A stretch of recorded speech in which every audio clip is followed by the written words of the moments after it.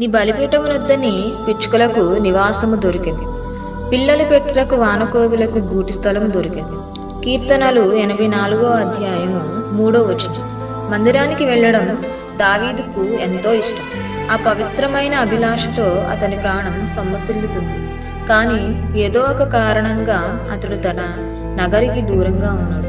ఆలయంలో పైకప్పుకు శాశ్వతంగా నివాసం ఉంటున్న పిచ్చుకలను, వానకోయిలను చూసి ఈర్ష్యపడుతున్నాడు. పిచ్చుకలు చాలా అల్పజీవులు, అయినా మహాబలిష్టమైన అత్యంత గంభీరమైన ప్రదేశంలో వాటికి చోటు దొరికింది. నీవు ఎంత బలహీనుడవైనా, బలహీనురాలువైనా నీకు దేవుని మందిరంలో చోటు. పిచ్చుకలు వట్టి చేతులతో ఎగురుకుంటూ వస్తాయి. బలిపీఠం వద్ద వాటికి భద్రమైన చోటు ఉంది. బలిపీఠం వద్ద నైవేద్యాలు అర్పించినప్పుడు నేల మీద ఒలికిన ధాన్యం, పిండి పుష్కలంగా లభిస్తాయి. పిచ్చుకలను ఎవరో ఆహ్వానించలేదు. మనకైతే ప్రభువు నుండి ఆహ్వానం ఉంది. పిలవకపోయినా పిచ్చుకలు తన ఆహారం గుర్తించి వస్తున్నాయి. పిలిచినా నీవెందుకు రావు? నా తండ్రి ఇంట అనేక నివాసములు కలవని అంటున్నాడు ప్రభు.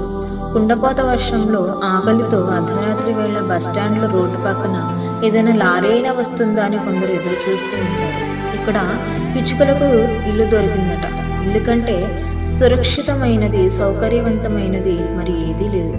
ఇల్లు అంటే భద్రత, పోషణ, ప్రేమ, వెచ్చదనం. బయట ఎలాంటి తుఫాను రేగుతున్నా బలిపీఠం దగ్గర పిచ్చుక కుటుంబానికి క్షేమమే కదా. తీర్పు అనే అంతిమ తుఫాను సమయంలో కూడా ప్రభువులో ఉండి మనం క్షేమం. వానకోయిల పిల్లలను తలుచుకుంటున్నాడు దావీదు. వానకోయిలలు కొన్ని వేల మైళ్ళు వలసపోతాయి, ఖచ్చితంగా బయలుదేరిన చోటుకే తిరిగి వస్తాయి. దేవుని మందిరం తన పిల్లలకు సురక్షితమైన స్థలం అని గుర్తించాలి. మహోన్నతుని చాటును నివసించువాడే సర్వశక్తి నీడను విశ్రమించేవాడు.